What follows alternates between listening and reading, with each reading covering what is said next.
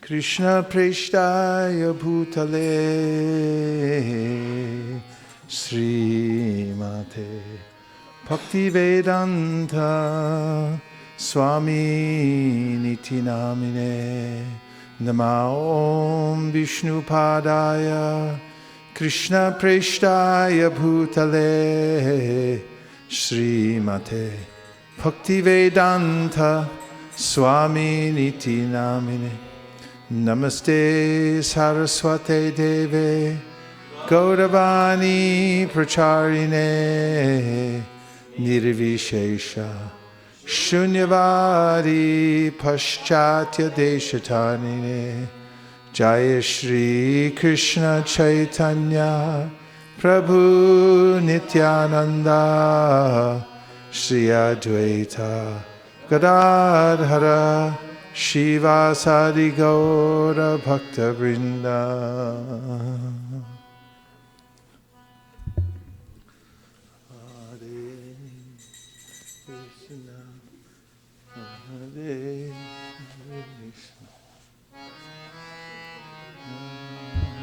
Hare Hare Hare Rama Hare Rama Rama Rama Hare Hare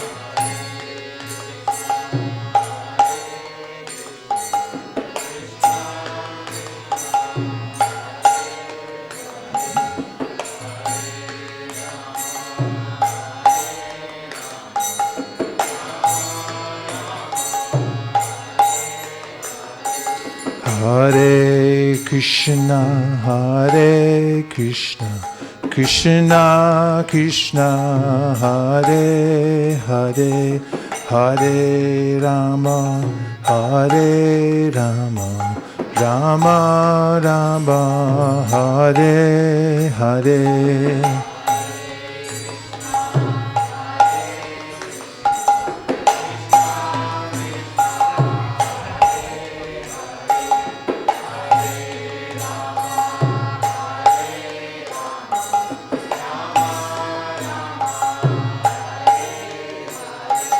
Hare Krishna, Hare Krishna, Krishna Krishna, Hare Hare, Hare Rama, Hare Rama, Rama Rama, Hare Hare.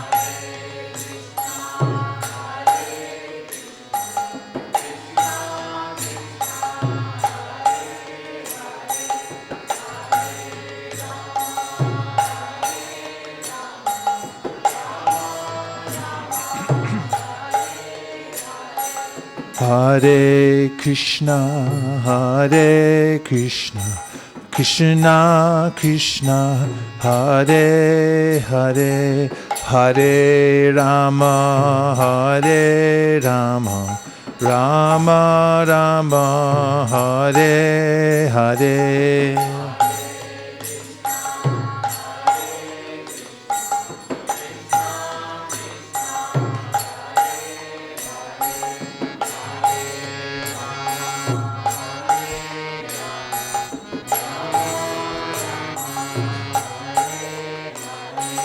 Hare Krishna, Hare Krishna, Krishna Krishna, Hare Hare, Hare Rama, Hare Rama, Rama Rama, Hare Hare.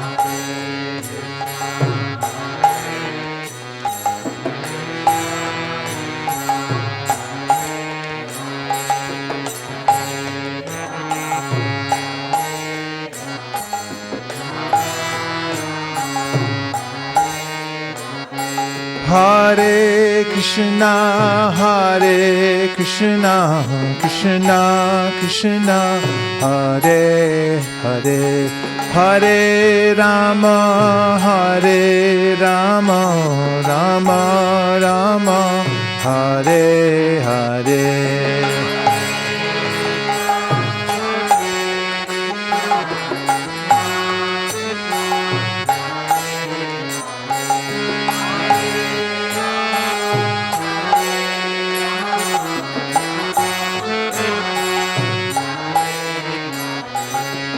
Hare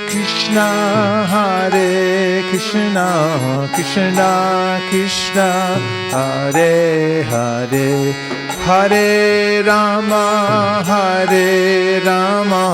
Rama Rama, Hare Hare.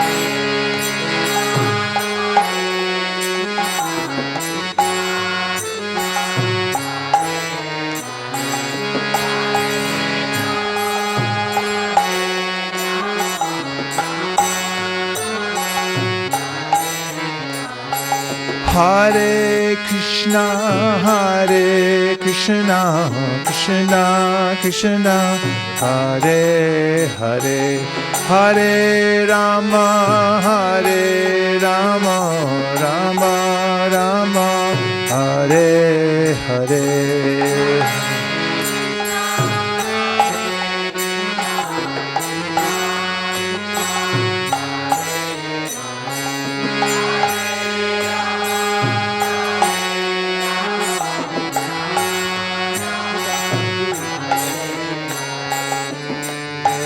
Krishna, Hare Krishna, Krishna Krishna, Hare Hare, Hare Rama,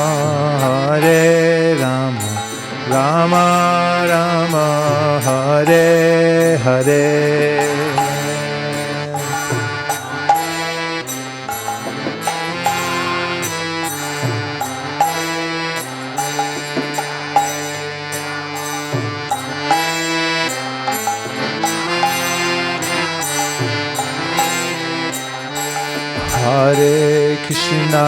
Hare Krishna, Krishna Krishna, Hare Hare, Hare Rama, Rama Rama, Hare Hare.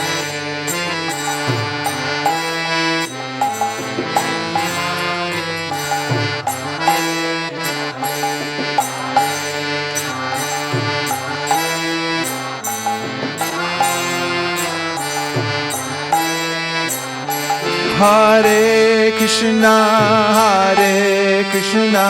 Krishna Krishna, Hare Hare, Hare Rama, Rama Rama, Hare Hare.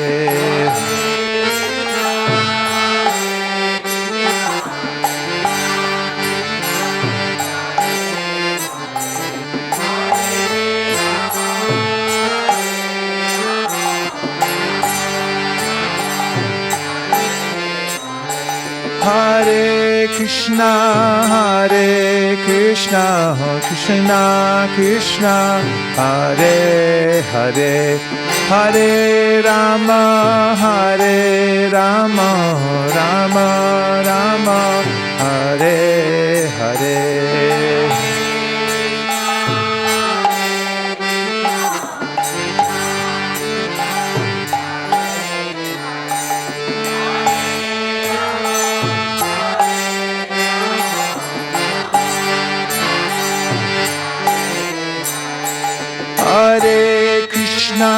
Hare Krishna, Krishna Krishna, Hare Hare, Hare Rama,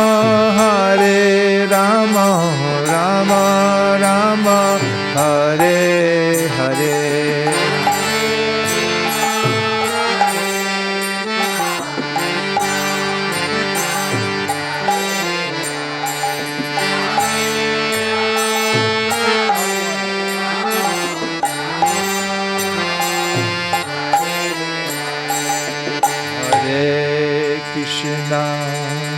Hare Krishna, Krishna Krishna, Hare Hare, Hare Rama,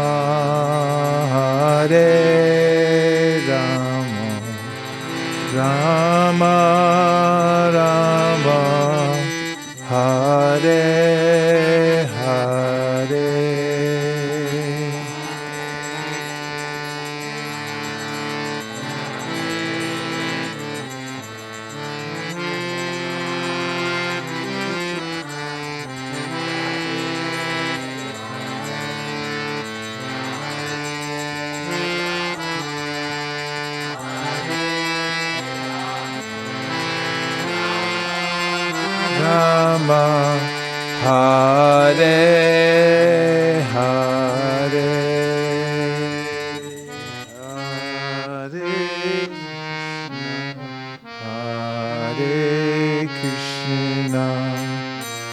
Krishna Krishna, Hare Hare, Hare Rama, Hare Rama, Rama Rama, Hare Hare.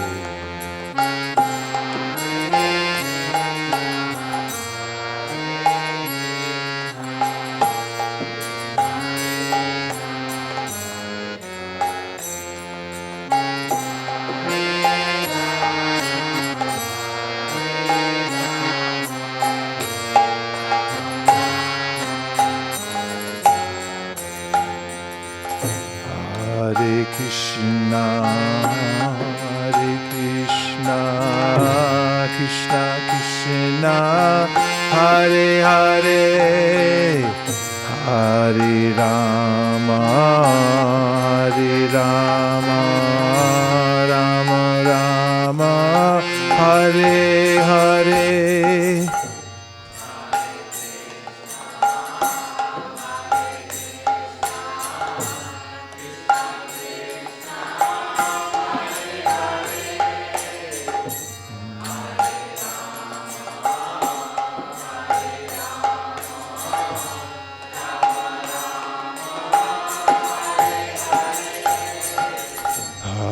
Hare Krishna, Krishna Krishna, Hare Hare, Hare Rama, Rama Rama, Hare Hare.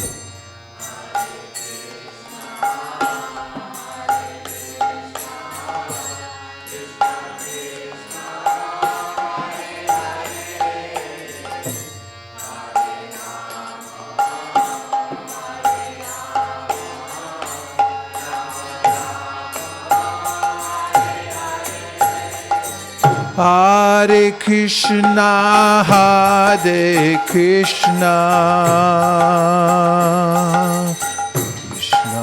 Krishna, Hare Hare, Hare Rama, Rama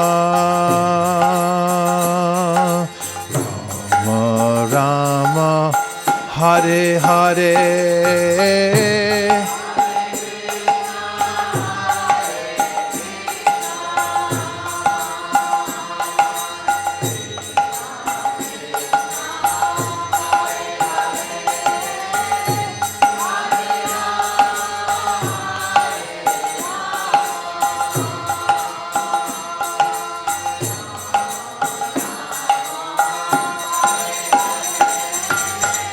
Hare Krishna,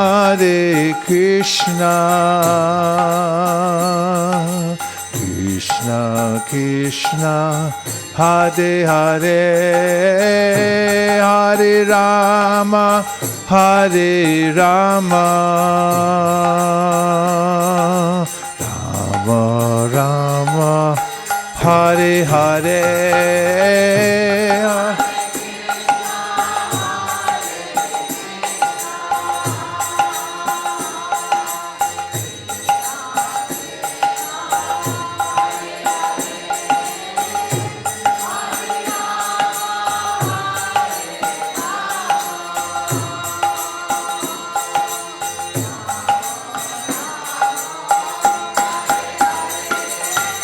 Hare Krishna, Krishna Krishna, Hare Hare, Hare Rama, Rama Rama, Hare Hare, Hare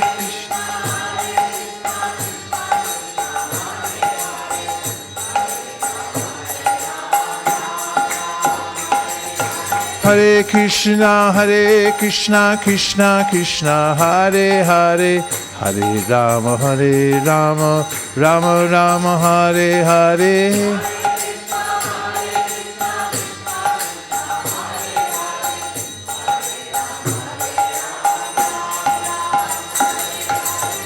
Hare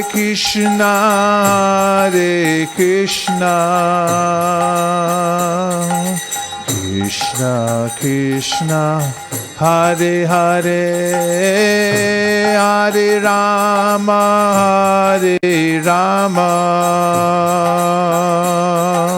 Rama Rama, Hare Hare.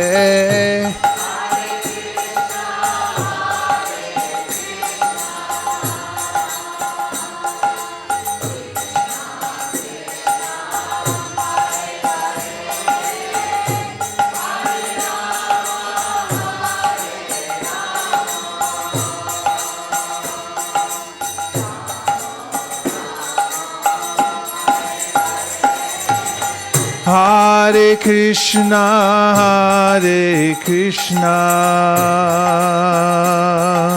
Krishna Krishna, Hare Hare, Hare Rama, Rama Rama, Hare Hare.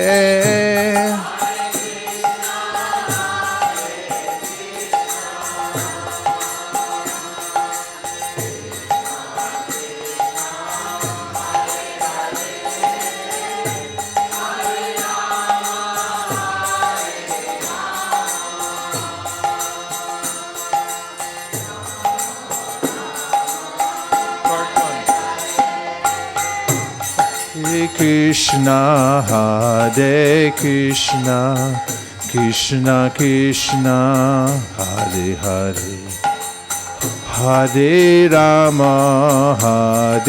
Rama, Rama Rama, Hare Hare.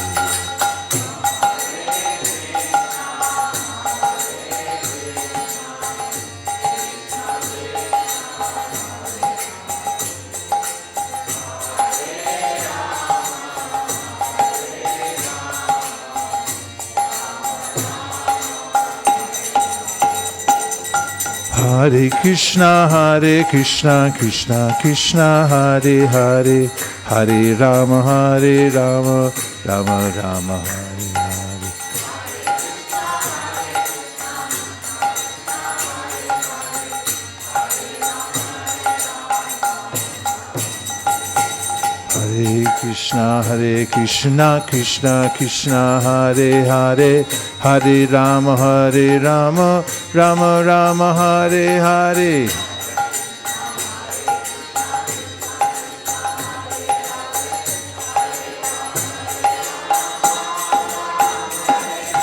Hare Krishna, Krishna Krishna, Hare Hare, Hare Rama, Rama Rama, Hare Hare.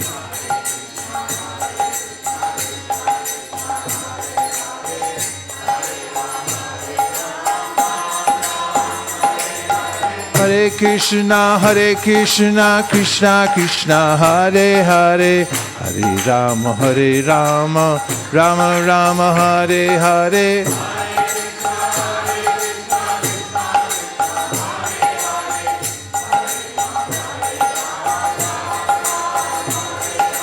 Hare Krishna, Krishna Krishna, Hare Hare, Hare Rama, Rama Rama, Hare Hare.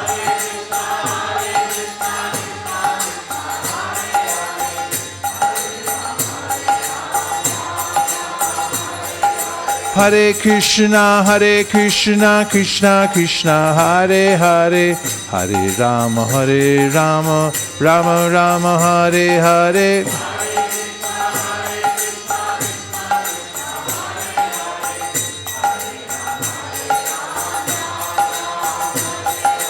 Hare Krishna, Krishna Krishna, Hare Hare, Hare Rama, Rama Rama, Hare Hare.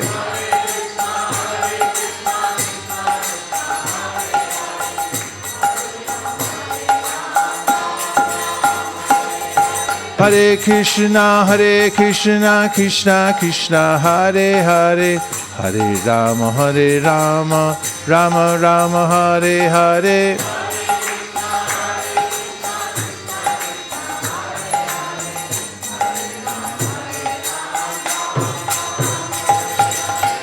Hare Krishna, Krishna Krishna, Hare Hare, Hare Rama, Rama Rama, Hare Hare.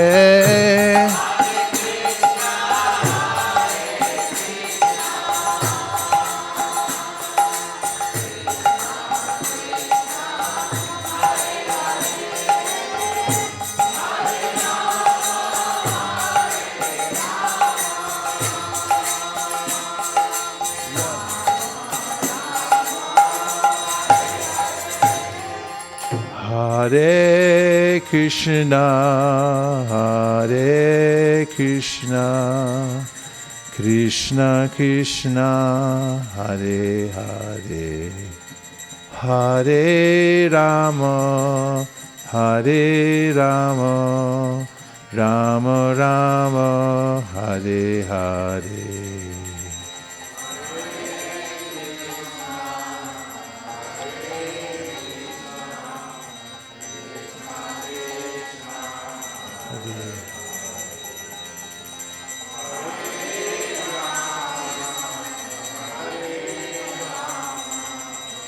Rama Rama, Hare Hare.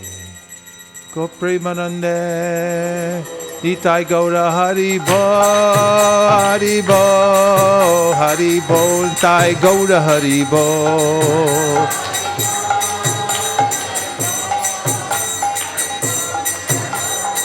Jai Jaya Prabhupada, Prabhupada, Prabhupada, Jai Jaya Prabhupada.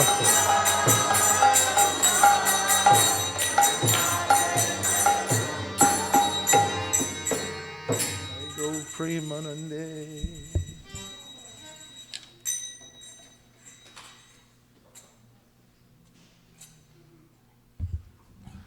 Came back from Toronto, even better on the car tolls. Pretty good.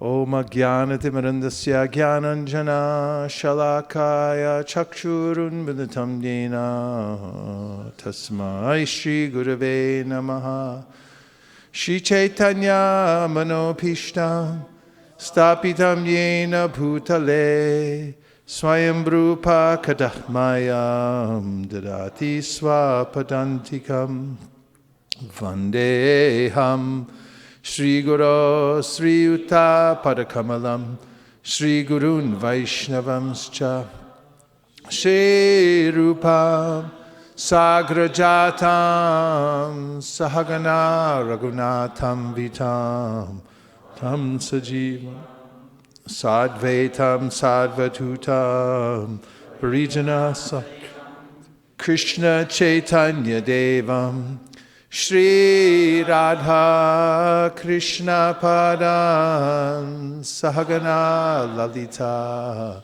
Shri Vishakan Vitamscha Hey Krishna Karuna Sindho Dinabando Jagatpate Gopesha Gopika Kanta Radha Kanta Namostute Tapta Kanchana Gaurangi Radhe Vrindavaneshwari Vrishabhanu Sute Devi Pranamami Hari Priye Vancha Kalpatarubhyascha Kripa Sindhubhya Evacha Patitanam Pavanebhyo Vaishnavebhyo Namo Namaha Jaya Shri Krishna Chaitanya Prabhu Nityananda Sri Advaita Gadadhara Shivasari Gaura Bhakta-vrinda Hare Krishna Krishna Krishna Hare Hare Hare Rama Rama Rama Hare Hare Gaur Premanande Haribo.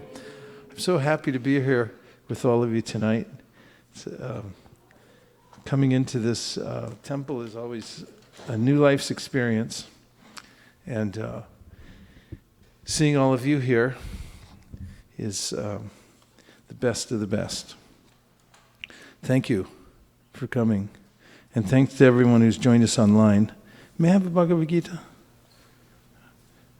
I know if we can distribute 50 or 100,000 Gitas a year, we should probably find one here.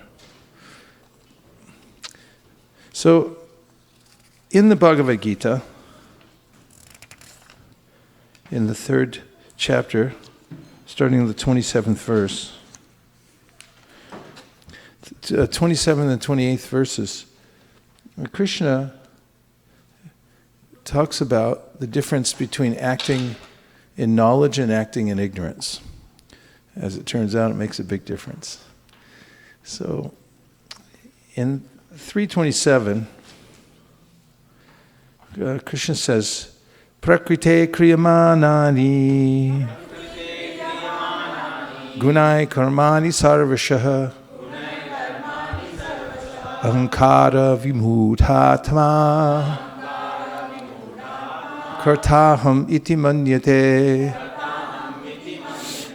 And the translation is, the spirit soul, bewildered by the influence of false ego, thinks himself the doer of activities that are in actuality carried out by the 3 modes of material nature. And let's listen to Srila Prabhupada's purport.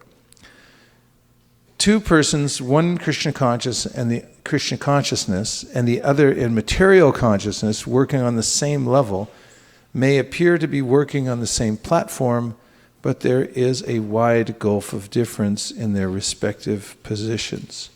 The person in material consciousness is convinced by false ego that he is the doer of everything. He does not know that the mechanism of the body is produced by material nature, which works under the supervision of the Supreme Lord. The materialistic person has no knowledge that ultimately he is under the control of Krishna. The person in false ego takes all credit for doing everything independently, and that is the symptom of his nations. He does not know that this gross and subtle body is the creation of material nature under the order of the Supreme Personality of Godhead, and as such his bodily and mental activities should be engaged in the service of Krishna in Krishna consciousness. The ignorant man forgets that the Supreme Personality of Godhead is known as Rishikesh, or the master of the senses of the material body. For due to his long misuse of the senses in sense gratification, he is factually bewildered by the false ego, which makes him forget his eternal relationship with Krishna. So there's a few things that Prabhupada mentions that the person in ignorance does not know. One is that the mechanism of the body is produced by material nature. This is an important point. If we mistake the body to be the self, which is characteristic of those in the modes of passion and ignorance, they think I am this body. And there's nothing beyond this, my family and my nation and so forth. Bodily identification is the same as animalistic consciousness. Yasyatma buddhi kunape tridhatuke swadi kalatradishu bhoma idyati yatirtha buddhi salilena karichij janeshu abhigeshu sa eva gokara.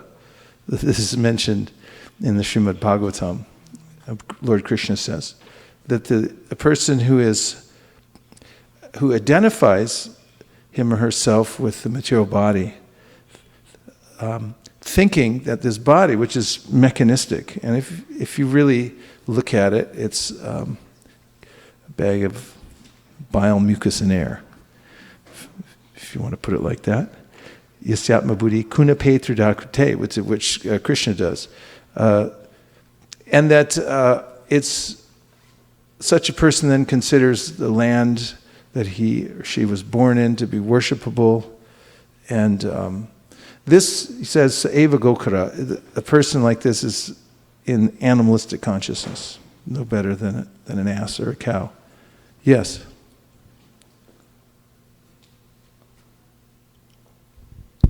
This question was raised in our Bhakti Vaibhav class, that although the cow is considered to be worshipable, what is the reason that she's listed over here? Is it just animalistic consciousness? It's an animal. Just like that? Yeah, worshipable animal, but they don't have evolved consciousness, even though they're sacred animals.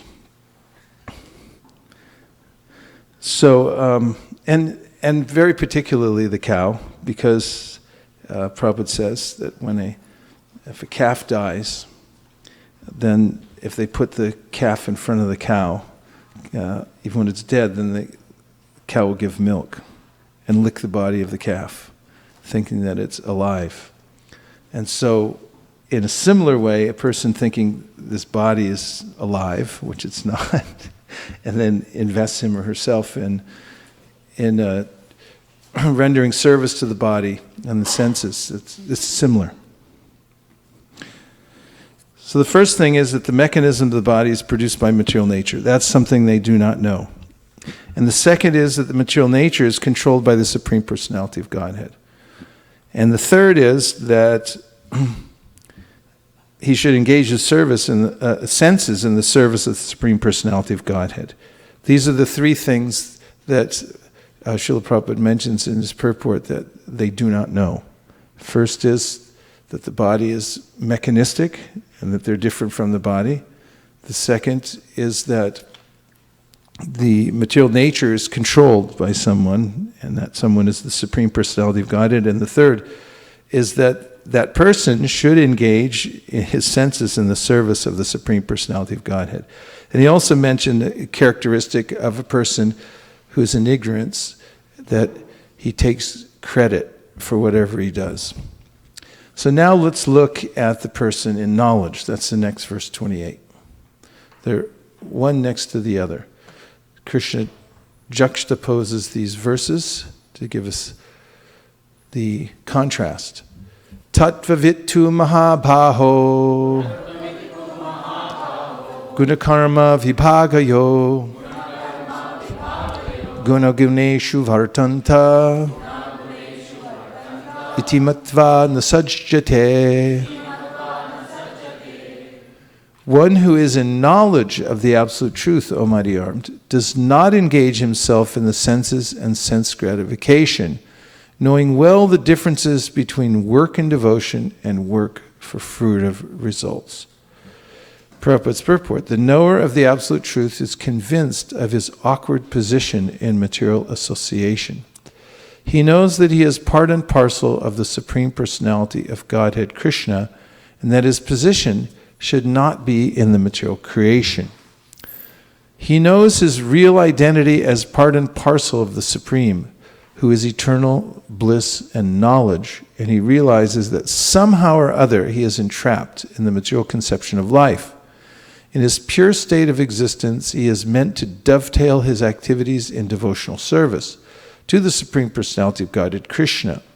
He therefore engages himself in the activities of Krishna consciousness and becomes naturally unattached to the activities of the material senses, which are all circumstantial and temporary. He knows that his material condition of life is under the supreme control of the Lord. Consequently, he is not disturbed by all kinds of material reactions, which he considers to be the mercy of the Lord. According to Srimad Bhagavatam, one who knows the absolute truth in three different features, namely Brahman, Paramatma, and the Supreme Personality of Godhead, is called Tattvavit. Called what? For he knows also his own factual position in relationship with the Supreme. So now we have the contrast. And here in the purport, Prabhupada mentions the things that a tattvavit, a knower of the truth, knows. First is the awkwardness of material nature. The material nature is awkward for a reason, and that is that we are non-material and incompatible with the material nature. And the word awkward is spelled rather awkwardly also. It's got two W's in it. And if you don't know how to spell it, you'll have to look it up, because it has A-W-K, then another W-A-R-D, awkward. Just to say it is awkward. And this can be a relief to those who are tattvavit, who are in knowledge of the Absolute, and that is that the material world is awkward. If I think that it's not, or it's not supposed to be, or it's just me, that doesn't fit in here, then I might be very disappointed. But actually, it's awkward for every spirit soul in this world because we don't really belong here. What does the word awkward mean, Shraddha? She's all ready. She saw it coming. So awkward is an adjective which means causing difficulty, hard to do or deal with. Number 2, Causing difficulty, hard to do or deal with. For example, some Any of awkward these questions. fit? Anything that happened to you today? Okay. Causing or feeling embarrassment or inconvenience. Mm-hmm. Not smooth or graceful. Check. Or ungainly. And the origin is amazing. It says late Middle English, in the sense, the wrong way around. The wrong way around. From awk, which means backward or perverse and clumsy. Okay, And this is also the description in the Bhagavatam in the verse Bhayam dvitiya binibeshatasya ishad apetasya viparyo smriti. Viparyo smriti means that one's intelligence gets turned around. It goes in the opposite direction. And therefore, I become full of fear as I'm interacting with Krishna's external energy. And I identify with it. And therefore, my life becomes awkward or difficult. So the Tattvavit knows this very well, that the material nature is awkward. The second thing here she knows is he's a part and parcel of Krishna. This is mentioned in the Sri Brahma Samhita, that we have an eternal kinship with the Lord. We're eternally related with Him. It's not that at some point we come into our relationship with Him, but we always have a relationship. We always have had a relationship with Him. We always will. But we've been illusioned and disconnected from that. Third is, he knows he's not part of the material creation. Asango Hyayam Purusha, the Vedas say, in giving us great relief, you have nothing to do with this material nature at all. And you don't belong here. Fourth is that somehow or other he's been trapped by the material condition. And this is a good summary of how we fall into the material nature. It's argued ad infinitum in various places, but here it's summed up somehow or other. We fall into the material nature. But a person who's in knowledge knows this, that somehow or other I've been conditioned by the material modes. And fifth, he knows that his life is under the control of the Supreme Personality of Godhead. And sixth, the material reactions are the mercy of God. And seventh, he knows a lot. Knows a lot more than the other guy doesn't know stuff. Number 7, that he has an eternal relationship with Krishna. He has an eternal relationship with Krishna. This is very important. So I'll read the 7 again.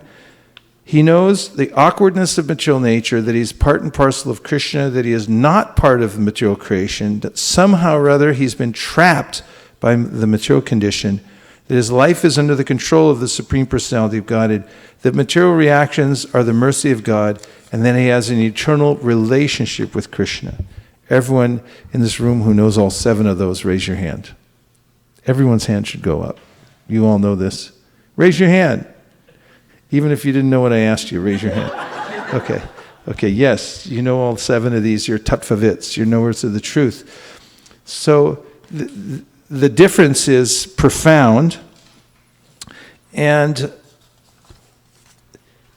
a question may be asked, and that's why I'm going to ask it. How is it that activity done in full knowledge is non-reactive? And this is one of the results of having knowledge, and Prabhupada mentions it in his purport. And that is that the person in ignorance and the person in knowledge may be doing the same things, but the result is different. And isn't that profound? That because of a person's consciousness, As they're performing the activity, one person gets one result, another person gets a different result. Please give me a verse from the Shishopanishad that says something like that. It starts with anyad, evahur, sambhavad. You know the verse, anyad evahur sambhavad, anyad ahur asambhavat, iti shushumadhiranam yenas tadvichakshire. Everyone should memorize Shishopanishad. If you haven't yet, by next weekend, please. Anyad evahur sambhavad, anyad ahur asambhavat means that there's a difference between worshiping that which is supreme and that which is not supreme. This is an axiomatic truth. And it's important to us because as living beings, we're concerned with consequences, aren't we? Say yes. Yes. Do you ever look at your financial holdings? Do you care when the market goes up and down? Yeah, people look at it a lot more when it goes up than when it goes down. They don't want to look. A study was shown. So we care about consequences, and when we invest our minds, our intelligence, our propensity to worship something or someone in the Supreme, then we get one result, and another result, a different result comes out when you worship that which is not supreme. So these two verses explain what the difference is. When you understand who the Supreme Personality of Godhead is and what your relationship with Him is, when you perform activities, then it's non-reactive. And there's a lot of proof for that in the Vedas, in the Shastra. The ultimate reason I'll start with is the mercy of Krishna. Of course, everything's dependent on Krishna. But the reason that we're free from reactions is Krishna's mercy. So,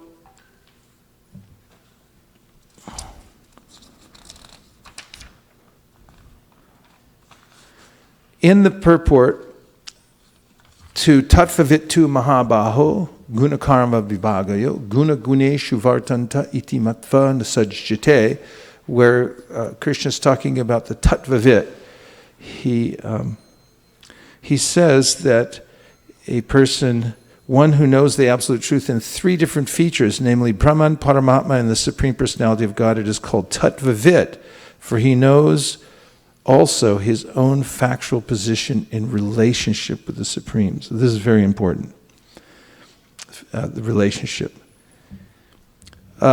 Because when we act in relationship with Krishna, Krishna intervenes in our lives. And for the devotees, it appears that he gives special consideration, although if you read the 7th canto carefully, you'll see that Shukadeva Goswami goes to great lengths to point out that the Lord is impartial, and that as we come into knowledge because of divine intervention, and I'm going to talk about that in a minute, how important that is, intervention, that we realize our intimate relationship with Krishna, that we're actually part of Him, and that we have a loving relationship with Him. Krishna mentions this in the 9th chapter of the Bhagavad Gita. Samoham sarvabhuteshu name dvesho stina priya ye bhajanti tumam bhaktya maite teshu chapyaham. He says, I'm equal to everybody. But one who worships me, Samoham sarvabhuteshu name dvesho stina priya, doesn't envy anybody. Ye bhajanti tumam bhaktya. If somebody worships him, maite teshu chapyaham. I'm in him, he is also in me. And so the person who comes to knowledge then begins to realize his relationship with Krishna. So Krishna says in the Bhagavad Gita that when somebody realizes that, oh, I have a relationship with Krishna, and then sincerely tries for it, that Krishna helps such a person. He says that in very specifically in the 10th chapter of the Bhagavad Gita. In the 10th verse and the 11th verse, he says, Tesham satata yuktanam pachatam priti purvakam dadami buddhi yogam tam yenamam upayantite. So in this verse, he says, translation, that to those who are constantly devoted to serving me with love, I give the understanding by which they can come to me. So as one comes into knowledge of Krishna, then Krishna is there. In the next verse he says, Tesham ivanakam partam aham agyanajam tamaha nashayam yatma bhavasto gyana dipena bhashvata. And here he says that he's within the heart of the devotee. And as the devotee approaches him in this mood of devotional service and surrender, then he illuminates, he helps the devotee by illuminating his heart and showing them way how to come towards him. So this is a great advantage for the devotees because Krishna is helping there from within the heart.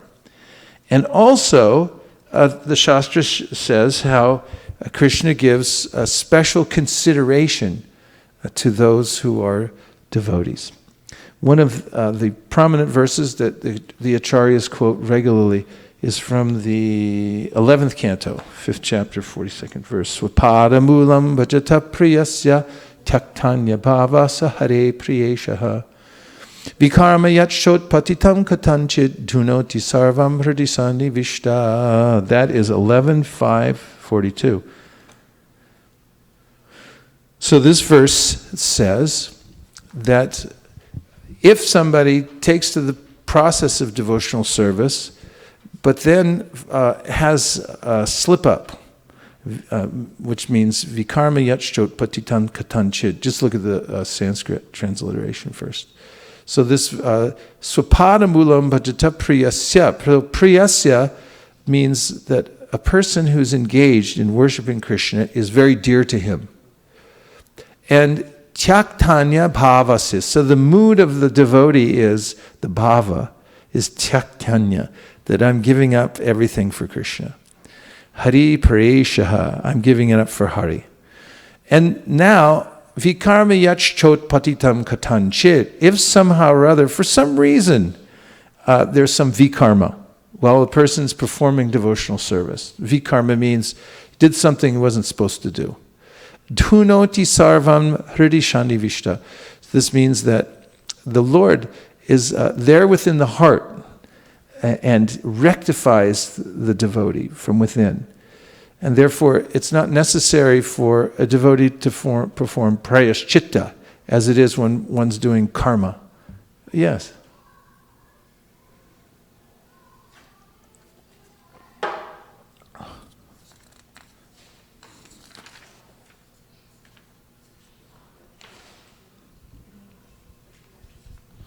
Hare Krishna Maharaj, when you say that the Lord takes away, He just wipes it off, even if there is a mistake, you are talking about a pure devotee, right?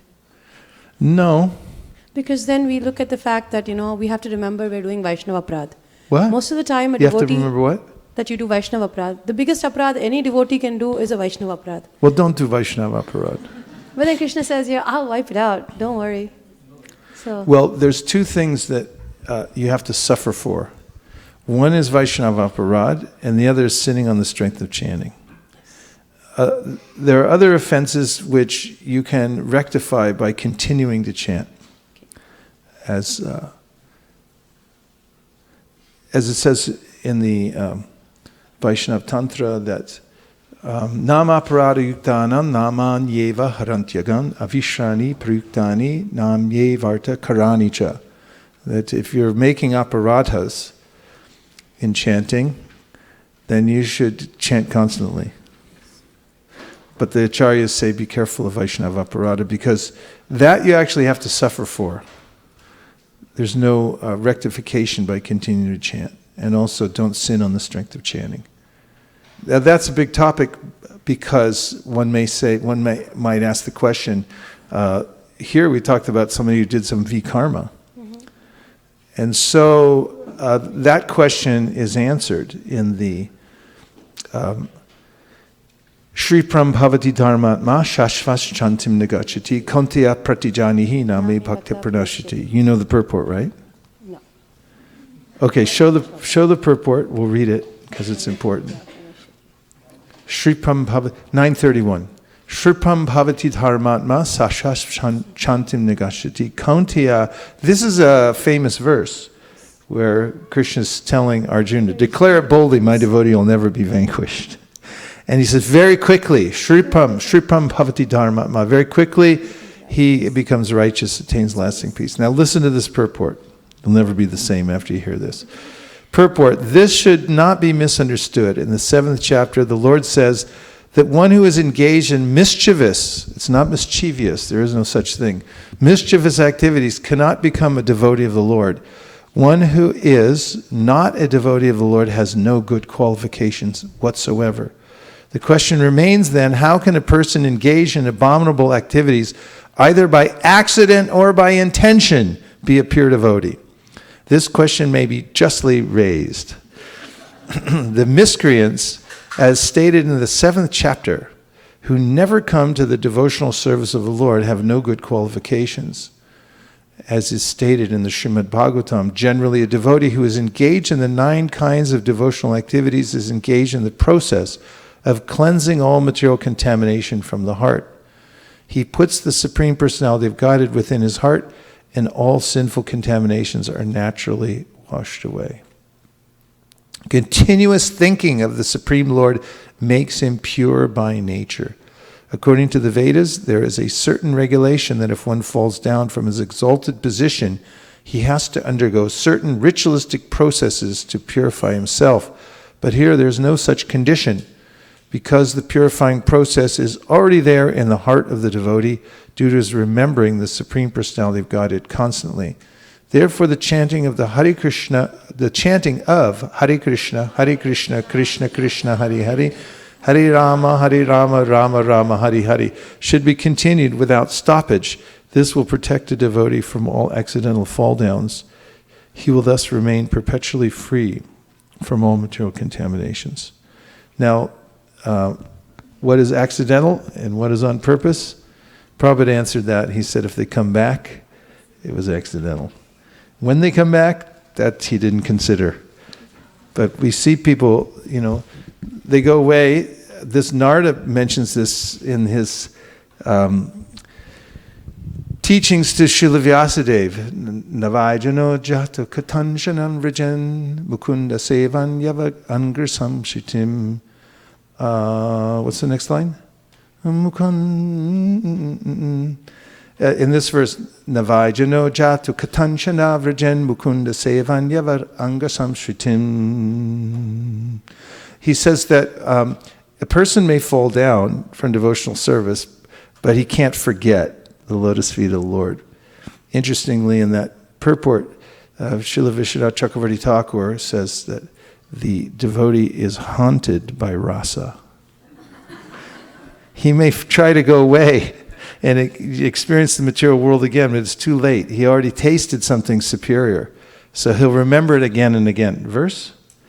Mukunda sevan yavaraganga samsritin yata mukundang rupagruhanam punar vihatami chenna rasagrahojana.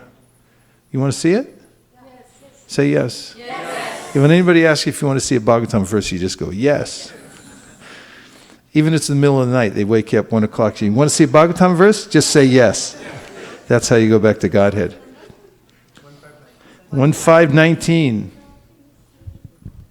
There it is. That's not it. Okay. I'll say, please repeat. Navajano jatu katanchana vrajen. Mukunda sevan yavadanga sangsritim. Smaran mukundang rupaguhanam punar. Vihatum ischenna rasagrahojana.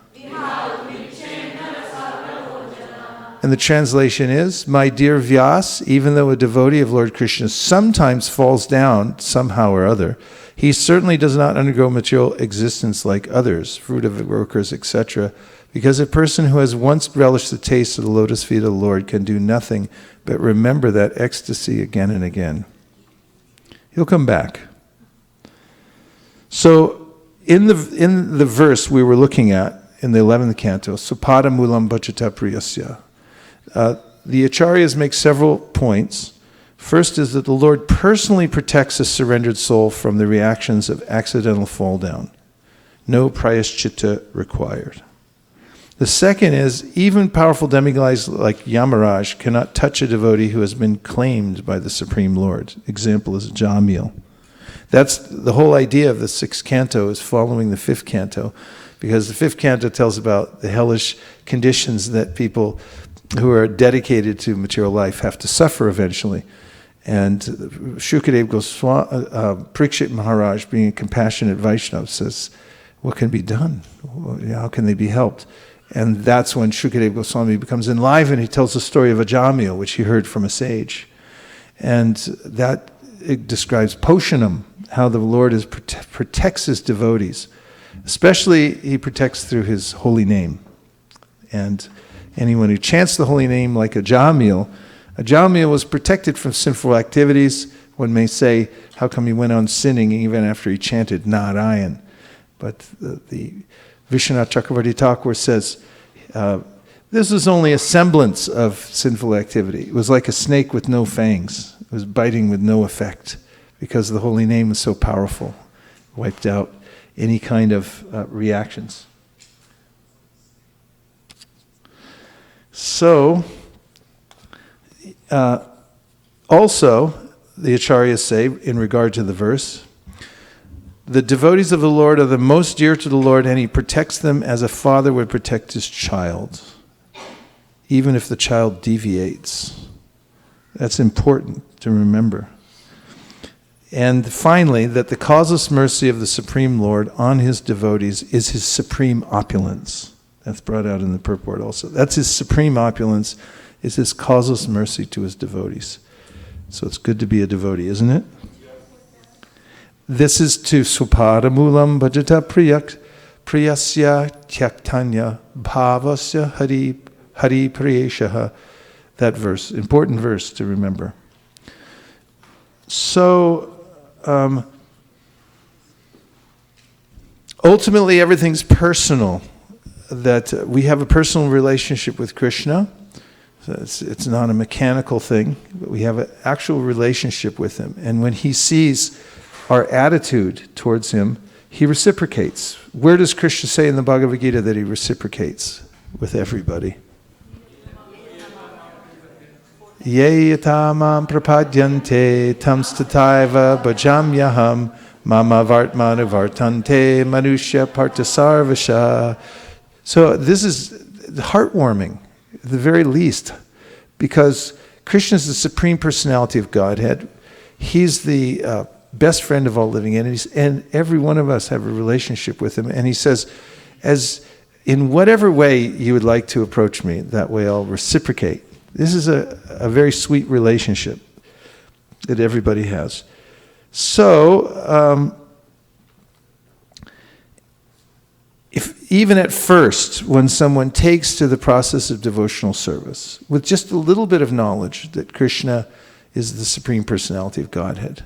One time, Pushkar was telling me, either he or someone else, I can't remember if it was him or he was telling a story about another book distributor. It was in a parking lot back in the 70s. They were selling Back to Godhead magazines. And some skeptical man came by. He said, let me see what you're selling. He started going through the magazine. He said, well, what's it about? He said, it's about the Supreme Personality of Godhead. And the guy said, this stuff's so weird, it's got to be true.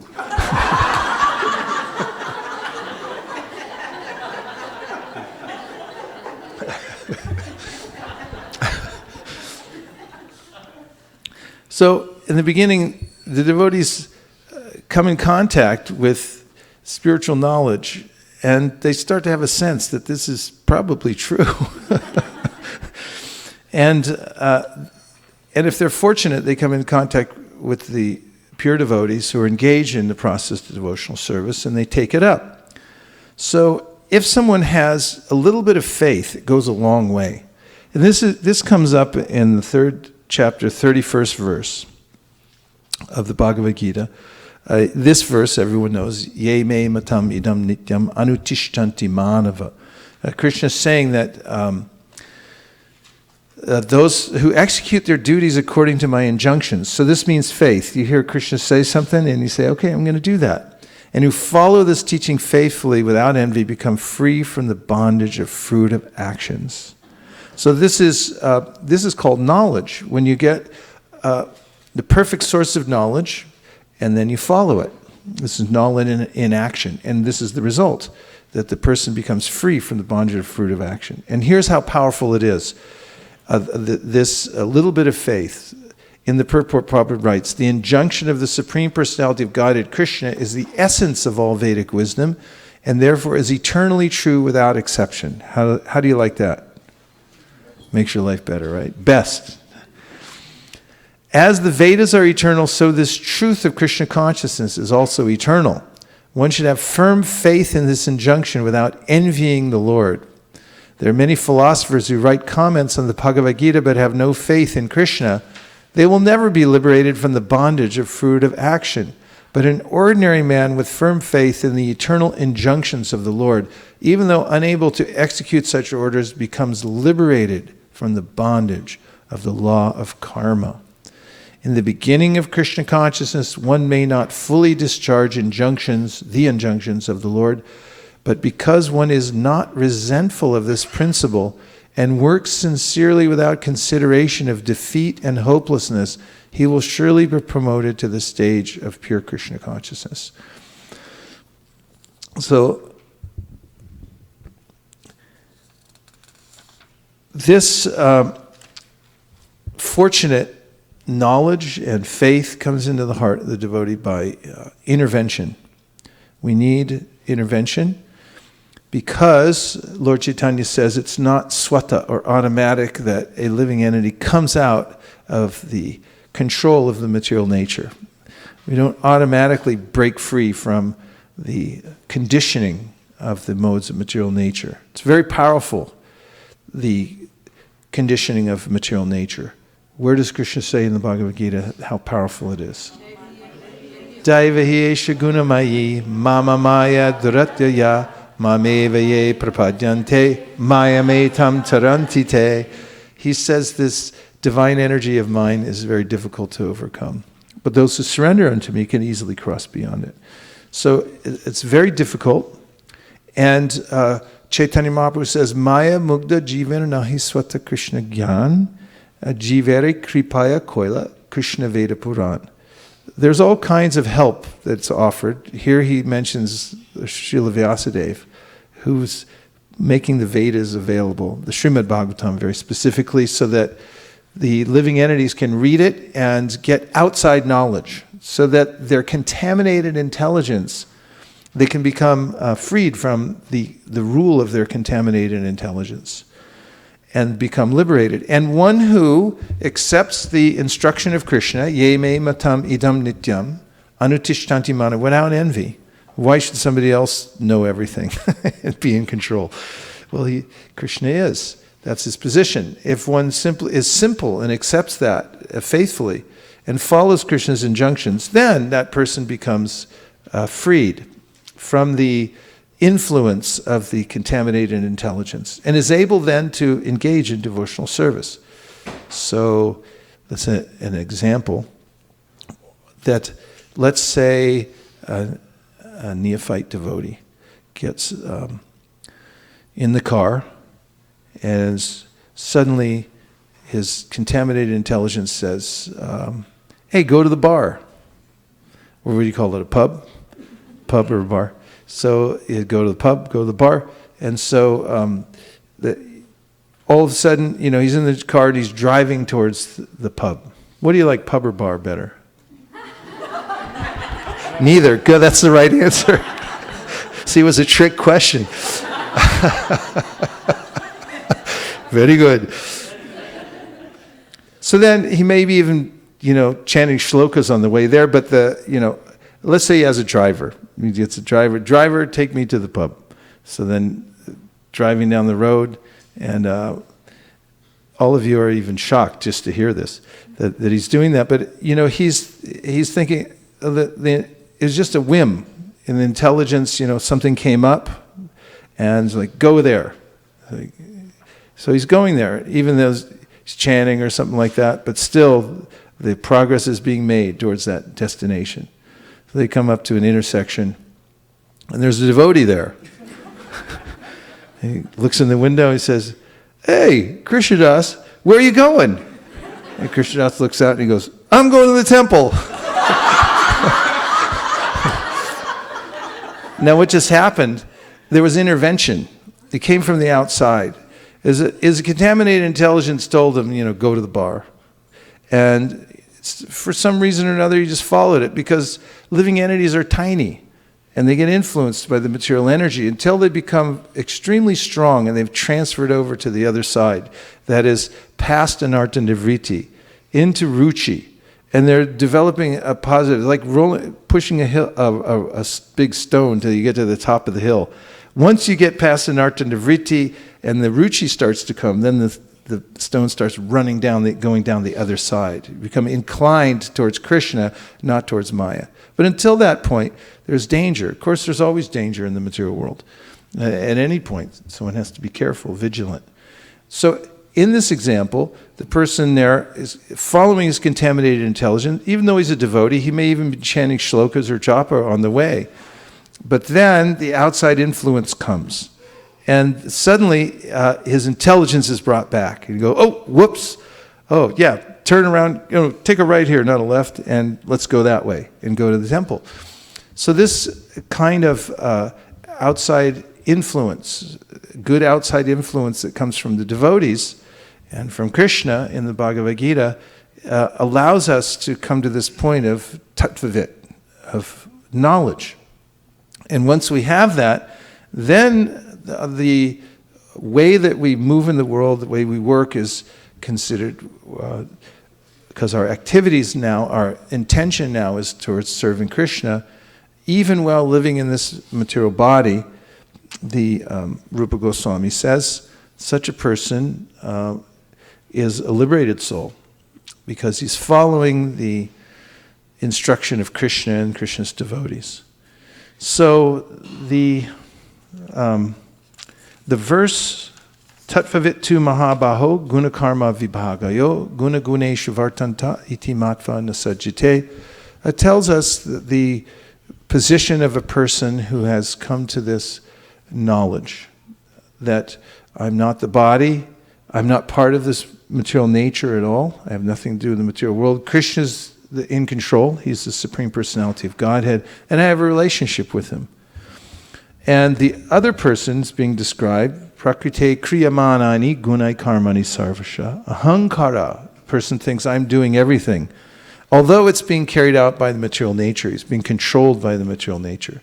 So this is the difference between the contaminated material consciousness and the devotee. And one comes to this level of knowledge by which one is able to overcome the influence of material nature by the good graces of the devotees and Krishna. Especially the devotees, because generally Krishna doesn't get involved. He has his agents get involved, or he encourages them to do so. He says in the Gita that somebody who teaches this knowledge to other people is the most dear to me. Because Krishna, we already mentioned, samoham sarvabhuteshu, he tries not to interfere in the independence of the living entity. And now we'll take a few reflections. Anything that you heard so far that's stuck in your mind? Yes, please. Yes. So, two questions, Maharaj. One is that we talk about mercy of Krishna, and we talk a lot about the mercy of Krishna in so many, Bhagavatam and so many scriptures. So, I was just wondering why Parashar Mani did not list that as one of the opulences of Krishna, or is it kind of buried in underneath one of them, like renunciation or something?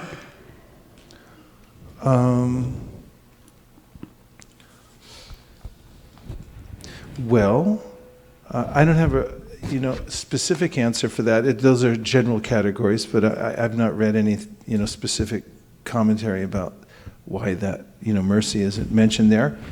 But when we come to Krishna, the closer we get to Krishna, the more we see his compassionate, merciful side, especially in the Bhagavatam. Kamba dayalum sharanam brajema. This is a question that Uddhava asks. He said, who would take shelter of anybody else? Because he's mentioning him in relationship to Bhakti. Aho bhakti yam stanakala kutam jikam saya payad apyasadvi. He says, Aho bhakti yam. Uddhava is saying, oh, how wonderful that Krishna killed Putana, or Bhakti. She's the sister of Bakasura. So her name is Bhakti.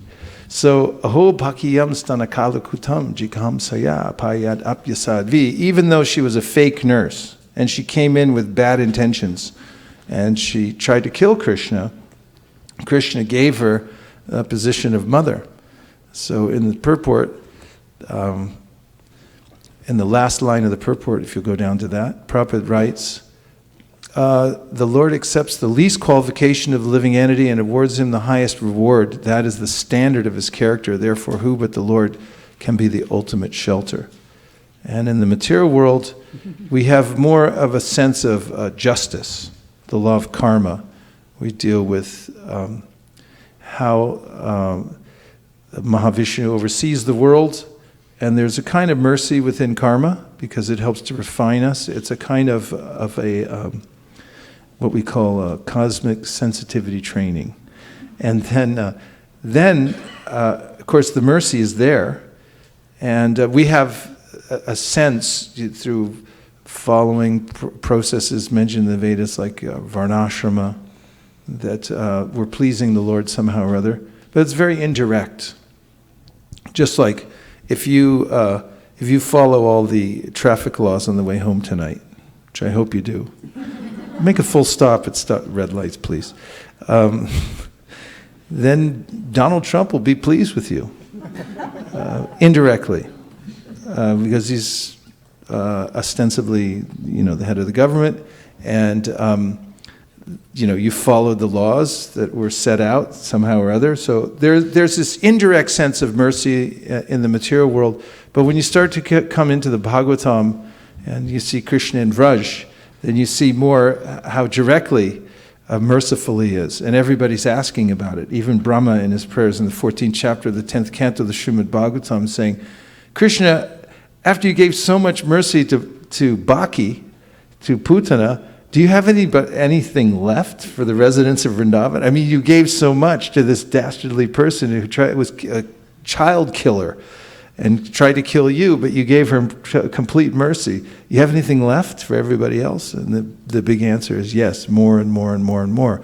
So you see Krishna in his aspect of supremely compassionate and merciful, especially in the form of Krishna. And when Parashara is mentioning these, general opulence, categories of opulences, talking about God. And Krishna's not God, he's the Supreme Personality of Godhead. Yes? The same point that you just mentioned, Prabhu, I just wanted to say how Prabhupada says in the 331 purport that even if we understand Krishna's instructions, but even if unable to follow his orders, but still, because if you are not inimical, then you get the benefit. So I was just thinking about my corporation, like where you have to follow all the rules and work so hard, but you get the least reward. But here you understand, but you try your best, even if you have the least activity that you do, but still Krishna gives the highest award because of our intention. It's really good to remember, isn't it? And yes. This comes out also again very prominently in the pastime of Bali Maharaj. Because Bali was a demon, a family of demons, and he was performing a big yajna, gloating over stealing the whole universe from Indra. I mean, this conflict is always going on, and Bali came out on top. And so there they are, enjoying the whole thing. And then then Vamandev comes in. Actually, he's considered one of Krishna's most beautiful incarnations. People couldn't take their eyes off him. This is mentioned in the Laghu Bhagavatamrita. Vamandev, one of the most beautiful. He's a little brahmachari, effulgent, wearing a little deer skin. He's a little small. It's like, wow. Everyone's kind of like, aw. So, he comes in and Bali sees him and he just falls for him completely. He's like, wow. In his heart. But externally, he's the emperor, so he can't do anything right then. Because everyone's watching him. All the demons are around there. It's like, let's do the yajna. And Bali's thinking, like, I want to surrender. And Vamana knows that. So this is mentioned later in the pastime when Vamana is so grateful to Bali Maharaj. He becomes his doorkeeper. And he sends him to a place in the lower planetary systems that's more opulent than Indra's abode. And so on. And everyone's wondering, why did that happen? It was what was in Bali's heart that counted. He wanted to surrender right there. So Krishna understands the intention of the devotee. As the person struggling along in devotional service, but their full intention is, I'm going to surrender. It's interesting, isn't it? What is an intention anyway? Can you put one in a laboratory and look at it? You look at it, what do you got in there? A little intention. It's not I was thinking about this the other day. It's the most consequential of any other thing, emotion that we have, or any other, whatever it is. What is an intention anyway? It's our free will. And for instance, I'll just give you an example. If someone comes up to you and says some nice words, but you find out later that their intention really was to rip you off for something. How do you feel? It doesn't matter what they said. They're like, they really didn't care. The phone stayed on. They thought they were off, and they say, ha, ha, ha, got them, and they go, oh, the intention was wrong. So, you feel you've not just cheated, but devastated. And if somebody does everything wrong, but their intention was right, you go like, okay, no problem. We get you. You're okay. Somebody can very awkwardly give you something, give you the wrong thing, broken thing, whatever it is, but their intention was right. There's an example of a little child goes out and picks a flower on Mother's Day and brings it to the mother. It's from the mother's garden. But the intention was there, then it becomes overwhelmingly powerful. And so Krishna notices that more than anything. What is the intention in the heart of the devotee? And if you want to be effulgent, if you want to be happy, if you want the world to be beautiful, then change your intention in your heart. And if you change your heart, the quality of your heart, have a surrendered heart, a heart surrendered to Krishna. Decide once and for all that I surrender to Krishna in your heart. Then everything else around you will change, and the tenor of your voice, the quality of your speech, everything will become effective. Otherwise, wrong intention, you're saying the same words, and they won't have the effect. What other things?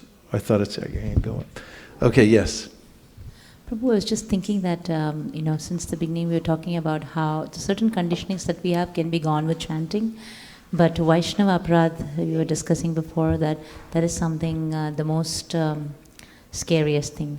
So what exactly does a Vaishnava Aparadh comprise? I have this question because I was just thinking that while we render our service, we might have a difference of opinion in a couple things, which, as you just mentioned, the intention may not be to put somebody down, but you might have the service on your head and make sure that things have to be changed in a few ways. So in that process, you might affect somebody. You might so-called offend somebody. Is that a Vaishnava Aparadh, or should we let the service, thing become secondary and make sure that you're just be a pleaser every time? The intention is very important. Well, just as a general point, we should be very careful. That's why devotees go out of their way. I noticed, devotees are talking in meetings, this one and that one, even if they're talking about somebody who, is sort of like going against the grain, and, what are we going to do about this? It's causing problems, maybe even to a lot of devotees. They'll still say Prabhu, such and such Prabhu. Or, they'll use the honorific because they're being careful. This is the level of care that devotees take when they talk about other Vaishnavas. So that's important. On the other side, there is sort of a threshold, which is that you're envious or there's some malice involved. And that incidental things we have to be careful about also. That's why there's etiquette. And if you bump into a Vaishnava, what do? You go back and you're like,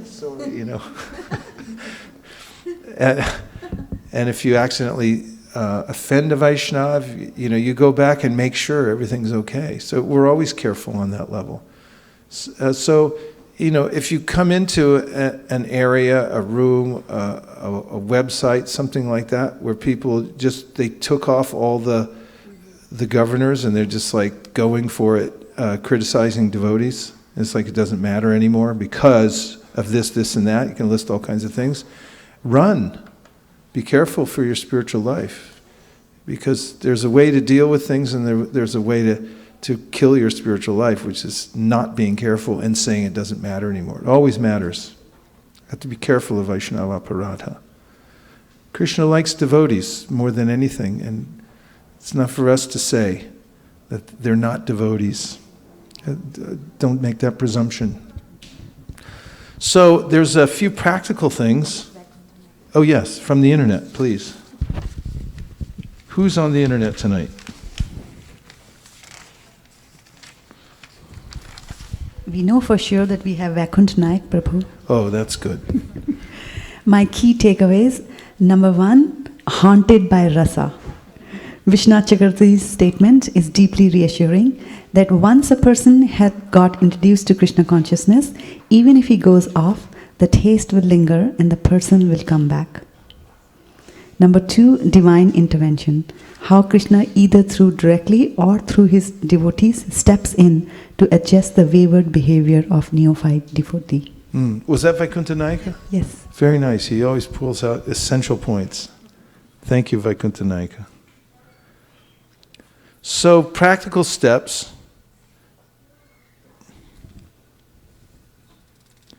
We heard about how people who are in ignorance take credit for everything. And so, in a practical way, devotees can and do, you'll notice, they don't take credit for what they do. They always give the credit to Krishna. And they also don't take credit for what they haven't done either. Be careful about that. Prithu Maharaj mentions this. Well, the citizens were glorifying Prithu Maharaj, saying how great he was. He said, I just got here. How do you know? And he said, this is not glorification, actually, because you haven't seen me do anything yet. So be careful of what you take credit for if you haven't done anything. So don't take credit for what you do or for what you haven't done. And let Krishna decide whom to give the credit to. This is the best thing. When we're doing our work, because I'm talking about the verse, ahankara vimudatma, this is the symptomatic of a person in ignorance, that I think I'm the doer. So a devotee doesn't take credit. This is one of the prominent aspects of being the doer, is that I take the credit. I did that. That's me. So the devotee is careful to just leave it to Krishna, take the credit. Krishna knows how to sort it all out properly and give credit where credit is due. He goes out of his way to do that for his devotees. And not that the devotees are looking for that or waiting for Krishna to give it back, but let Krishna do everything on that level. And of course, the statement that it's amazing how much you can get done if you don't care who gets the credit. it comes back to an English author. Many people, U.S. presidents and things like that, have said it before, but this is a mode of operation of that if you're not concerned with holding things back because you need to get the credit, then there's a lot that you can do. And that's easy for devotees because devotees understand that Krishna is the ultimate doer. He's making it happen.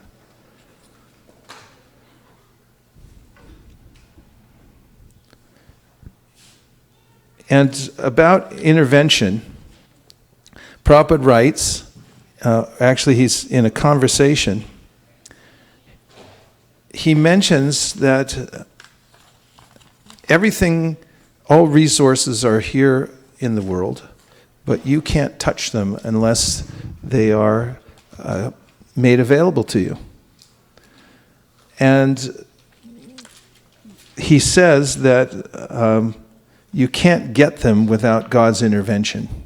So consider the fact that you have a certain level of education, you have a certain lifestyle.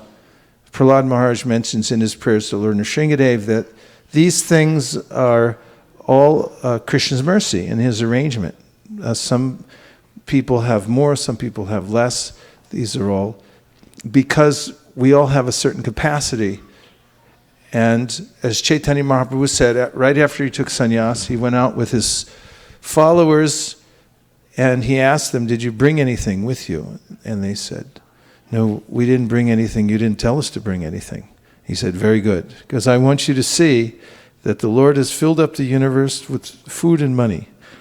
But people can only get what is allotted to them by the Supreme Personality of Godhead." So Prabhupada says in this conversation that everything comes by the intervention of the Lord. And then he says the way in which that intervention becomes possible is through yajna. So yajna is the key to knowledge and opening ourselves up for everything that's beneficial for us is by performing yajna. That's the answer. And so those who are in knowledge, they perform all their work as yajna. As Krishna says in the Bhagavad Gita, yat karoshi arashnashi, it's juhoshi dadasiyat, yat tapasyasi kontiya, tat kurushva manarpanam. He gives us as a preliminary instruction that whatever you do, whatever you eat, whatever you offer and give away, should be done as an offering unto me. And so that way, everything that we do should be in yajna, in service to Krishna. This way, we open ourselves for the intervention of the Lord in our lives through yajna. And then, as far as intervention goes, Prabhupada warns that the material nature will intervene in your life if you're not careful. So the other aspect of being a tattvavit is to be vigilant that the material nature doesn't intervene. Because if you leave an opening, and I heard this recently, there was a spate of violent crimes on the subway, not the subway, but the BART. And I heard a policeman talking about it, and he is a chief of police, so he's very educated in criminology. And he was saying that these are, we as citizens, there's not enough policemen to protect every single person. So one has to be careful of crimes of opportunity. The citizens have to protect themselves because in one way, if you leave yourself open for crimes to occur, then partly you're responsible because you made it so available. So you have to protect yourself. So he said, like, so many people steal cell phones now. As you're just standing there on the platform with lots of people around you, just hold like that, someone will come by and grab it and jump on the train. I don't know how they do it, but something like that. So he said, be careful, watch out. So in the same way, the material nature will intervene in our lives if we leave openings. These are opportunities that we leave open. You leave the door a little open, and then the material nature will come in and become recaptured So you have to be careful. And finally, in the practical sense, Prabhupada writes in the Nectar of Instruction about practice doing things right. And that is that called tat karma pravartana. And he says there's two sides to that. One side is the yam and the other is a niyam. So there's do's and don'ts. So you have to be very careful, he said, about following the 4 regulative principles. And then on the other side, he said, be very careful and meticulous about chanting 16 rounds. Doing your daily chanting very carefully. And from that, I'll read you the section. As already explained, one should not be idle, but should be very enthusiastic about executing the regulative principles, tat karma pravartana. Neglect of the regulative principles will destroy devotional service. In this Krishna consciousness movement, there are 4 basic regulative principles forbidding illicit sex, meat eating, gambling, and intoxication. A devotee must be very enthusiastic about following these principles. If he becomes slack in following any of them, his progress will certainly be checked. Srila Rupa Goswami therefore recommends tat karma pravartana. Everyone say. One must strictly follow the regulative principles of Vaidhi Bhakti. In addition to these 4 prohibitions, yam, there are positive regulative principles, niyam, such as the daily chanting of 16 rounds on japa mala beads. These regulative activities must be faithfully performed with enthusiasm. This is called tat karma pravartana, or varied engagement in devotional service. So one way to do that is to make sure that you line everything up ahead of time. Because the mind likes to do things randomly when it's not trained to be regulated. And I've found that if the night before I put out in order, in fact I started using post-it notes, this really helps, on each item that I'm going to attend to in the tat karma pravartana, I put a post-it on it with a number. 1, 2, 3, 4, 5, and they're all lined up with a post-it on it. So when I wake up, as I've said many times before, I'm not the same person as when I went to sleep. And I'm often startled. It's like, wow, who set this up? This is really a good idea. If you put those kinds of things, when you have the wherewithal to do so, in place, then at other times, when the material nature has a little more influence, then you'll have this a track already ready to go. And then your mind will be much more ready to follow it and just say, okay, I'll do it. So put yourself in an advantageous position so that you can take advantage of the tat karma pravartanas in your life. Line them up, put them in front of you, and make sure that you can see them and reach them and move forward. And now we'll take a few more reflections.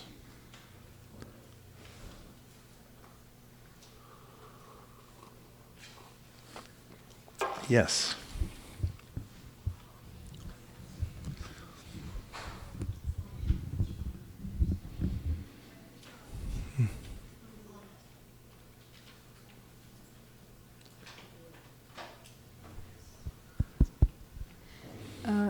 In the Nectar of Devotion, when we read the definition of pure devotional service, we say Ajnabhilashita Shunya Jnana Karmadya Navritam. So the jnana there is impersonal knowledge. Is that correct, Maharaj? Yes. And when, like how in the purport also, when Krishna is talking about knowledge, so is this knowledge different from that knowledge? Yes. Yes, it is. So what we're talking about is knowledge and relationship with Krishna. Knowledge of our relationship with Krishna, especially sambandha gyan, which means to understand who we are in relationship to Krishna and how to use everything that we have for Krishna, which is called yajna. So is it correct to say that like there is knowledge which can lead someone to impersonal realization, and there is knowledge which can lead to devotional service. It's like classification of knowledge like that. Yes, but technically the knowledge that leads to an impersonal consideration is actually avidya. The Sri Upanishad says that those who engage in the worship of demigods into the darkest region of ignorance, and still more so to those engaged in the worship of the impersonal absolute. So this knowledge which is detached from Krishna, Krishna says in the Bhagavatam, Ritertam yat pratyeta na pratyeta chatmani tad vidyadat manomayam yatapaso yata tamaha. Whatever knowledge in this world that doesn't connect you to Krishna is actually ignorance. They're like flashes of light in the darkness. They don't actually help us at all. And so the knowledge, so-called knowledge, that comes to this conclusion of that God is impersonal is actually avidya. Yes. Yes, you have a follow-up? I have one more question which is not related to this. That what is the difference between sin and offense? Like, how do you differentiate? If we go trace them, what is the root cause of it? Like how Nectar Devotion says that ignorance is the cause of sinful activities. So what is the cause of offenses? And what is the difference between sin and offense? Well, they can be related, but when we're talking about sin here, the word is really vikarma, is the way it's described in the verse that we looked at. So it's activities that you shouldn't do, and there are various nuances in offenses. I mean, there are offenses that one can commit in chanting the holy names, in worshiping the deity, in associating with devotees. These are mentioned in the Harinam Chintamani. And there are various kinds of offenses that are there, and reasons for them. For instance, in worshiping the deity, the offense, if you become lax and stop performing your duty and not doing the deity worship properly. You become too familiar, you just become lazy, and you don't do it. This becomes a kind of an offense, an aparadha. So the word, you look at it carefully, aparadha. So we hear Radharani, Radha. This is aparadha. It's again, Radha means worship. Radharani means the one who does the topmost worship.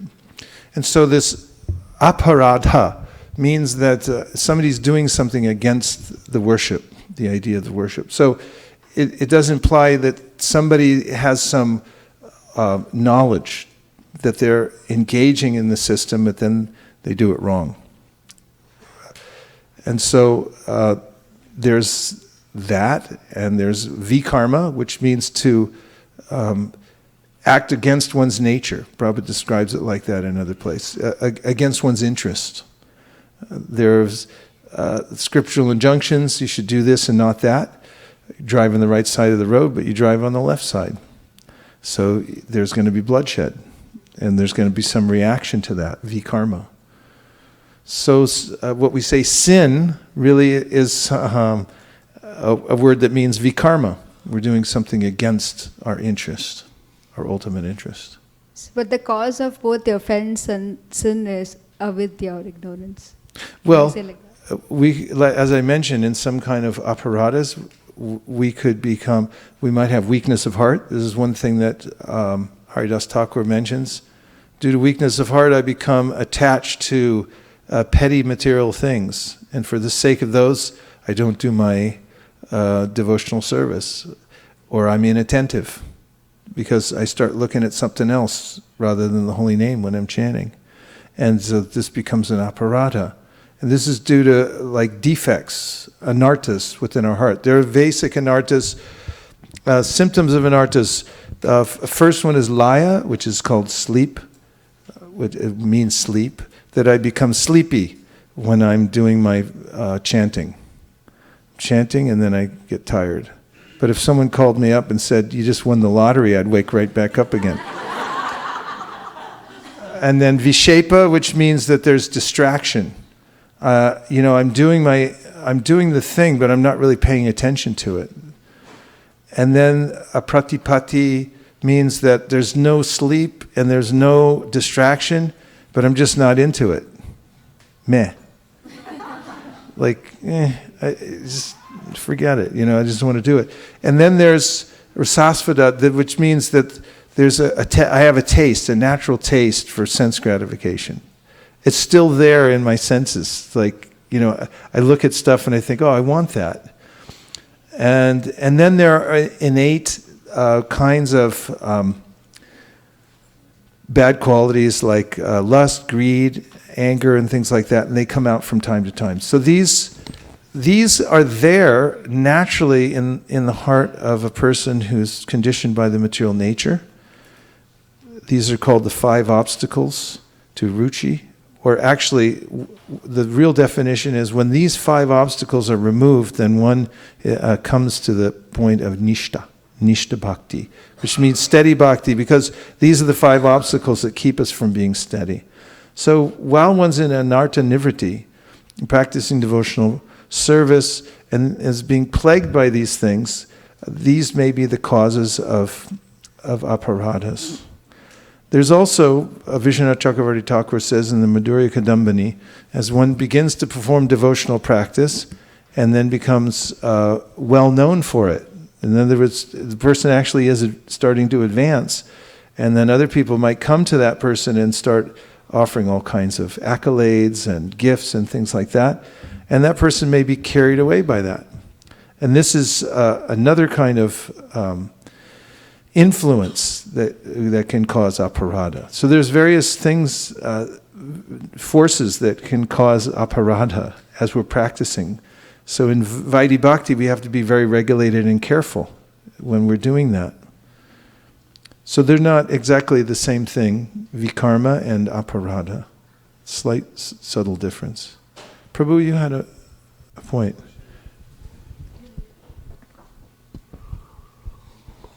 Hare Krishna Maharaj, I had a question.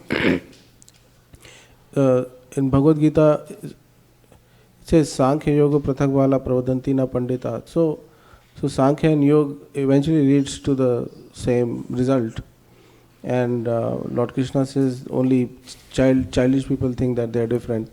But Maharaj, so does Sankhya Yoga constitute impersonalism, or does it always have to comprise of the impersonalist philosophy, or is it just analytical in nature? What is it? No, sometimes it's taught in an atheistic way. And Prabhupada brings this up many, many times in the Bhagavatam, that there's an atheist Kapila who taught Sankhya in such a way to mislead people. And then, of course, we have our Kapila of the 3rd canto of the Srimad Bhagavatam, who teaches Sankhya in order to bring you to pure devotional service. And, there's a way in which you eliminate all the things that aren't relevant, and you see the universe in its various parts. Sankhya means to count everything. You count it and go like, okay, these things aren't important, this is. And you come to that point of understanding what is the soul and the relationship with Krishna. Hare Krishna. Yes.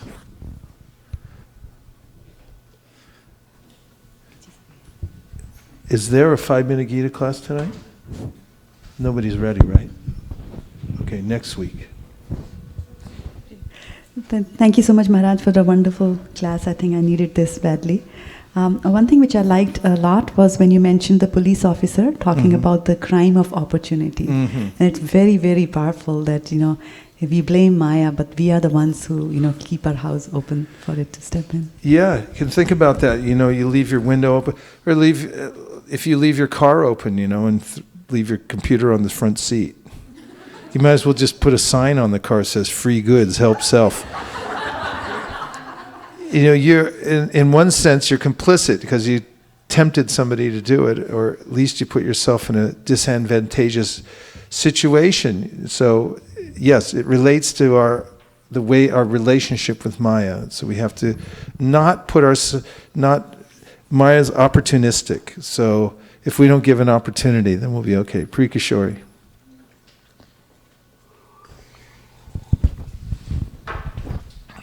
Krishna. Thank you very much for the wonderful class, Prabhu. So from the Svapada Mula verse, one of my favorite, the beautiful lines that came out of that was, the causeless mercy on a devotee is the supreme opulence of the Lord. And I liked how you used the example of Ajamil, where he had the perfect circumstances to be, advance himself to be a pure devotee, but he left that all to pursue, like total U-turn into a different life. However, because Krishna has the mercy of a father, as soon as he saw that Ajamil sincerely chanted the holy name, he was free from the clutches of Yamaraj. So I really liked that point. Yeah, it's one of the most edifying sections of the Bhagavatam, the story of Ajamil, for devotees. I mean, practically on every page, you're like, really? All that? Is it really true? I mean, there's so much there expressing how merciful the holy name is, that even if somebody doesn't know what they're doing when they chant it, Bhagavatam Shukadev comes right out and says it. Yes, yes, yes, yes. It's that powerful. Krishna's that merciful. And it makes you want to take advantage of the chanting, right? And now someone from our pundit section quote a verse from the Shri Upanishad to verify any of the points that we made tonight. To think about it or call a friend. What else? Yes. 1, 2. 1, 2.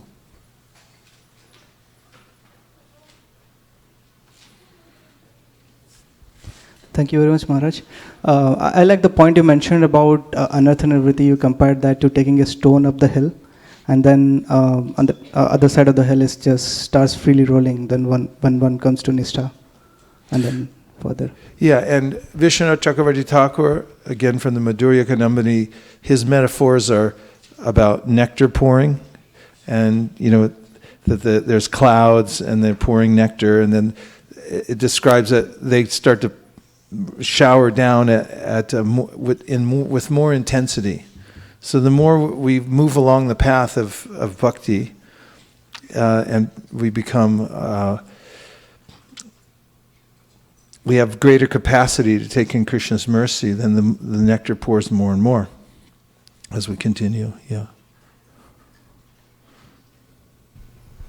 Maharaj, I was listening to some class, and very interesting point was made regarding, so you talked about Jivan Mukt, and it was mentioned in Chandogya Upanishad there are 8 symptoms of people who are in Jivan Mukt stage. So I just wanted to list them.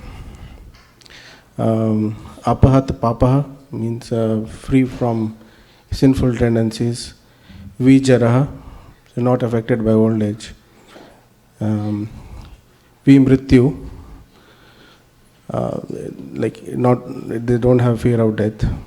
And Vishokaha, they are not affected by dualities. Vijigatsaha means they are very disgusted by material engagements. Atipataha meant always engaged in devotional service. Satya Sankalpa, always thinking about the Lord. And Satyakam, whatever they say comes true. Mm-hmm. So, become Jivan Mukta. And my point, I was saying that in that context, that anybody who's resigned themselves to following the instructions of the Supreme Personality of Godhead, if that's their full intention, then there's indication that such a person. Well, as an example, if a person surrenders to Krishna and takes initiation. Initiation means the beginning. So someone's just beginning. But Chaitanya Mahaprabhu says, and this comes in the Madhya Lila, I believe it's Madhya, in the section of Haridas Thakur and Sanatan Goswami talking to Sri Chaitanya Mahaprabhu about the sores on Sanatan's body. And Mahaprabhu talks about how a person who takes up the process of devotional service and no longer has a material body. The body's transformed. And he quotes, or he gives the verse, and we're quoting, Tikshakali Bhaktakari Atma Samarpan. Shekali Bhaktakari Atma Samarpan. No, Krishna. Atma Sam, yeah. That the Krishna says this person is equal to me, or on the same level spiritually because they've surrendered. So he gives that kind of indication. But and Prabhupada mentions in the Chaitanya Charitamrita in a purport that if someone has full faith that Krishna and his name are non-different, then such a person is empowered enough to go make Vaishnavas all around the world. So there's a way, even in the preliminary stages of surrender to Krishna and taking to devotional service, as we mentioned also that, and it's said in the Bhakti Rasamrita Sindhu, that as soon as one takes up the process of pure bhakti, then one becomes free from material distress, because distress is caused by karmic reactions, and those reactions are eradicated by Vishnu Bhakti Ratahatmanam. And so then there's this case to be made that even in the preliminary stages, when one surrenders, one becomes a liberated person by dint of following. Of course, there's greater and greater achievement as one moves forward on the path. And that was a really nice citation. Thank you. Have time for one more. Yes. Thank you, Prabhu, for the nice class. I like the point you mentioned that all resources are here in the world, but you cannot get them without God's intervention. So if everyone understands that, then, people might not try to take others' resources. Yes, Chaitanya Mahaprabhu went on to give illustrations of that. He said, just like a king, every day he's brought a royal feast. He's king, he deserves it, right? So the royal feast comes, and one day he becomes angry at one of his enemies. He said, I'm not eating. So Mahaprabhu said, that's his destiny. He can't eat that day because he's angry. And next day the royal feast comes, and then he gets sick. He can't eat. So even the king, he should have anything, but he can't have it by the circumstances arranged by the Lord. Even if it's supposed to be fully available to you, you can't get it unless it's allotted to you by the Supreme Personality of Godhead. So it's very true that if you think in that way, everything belongs to the Lord, and everything within the universe, animate or inanimate, is controlled by the Lord. Then one should accept only those things necessary for himself, which are set aside as one's quota, and one should not accept other things, knowing well to whom they belong. Give him the mic. Give us the verse. Okay, you're ready.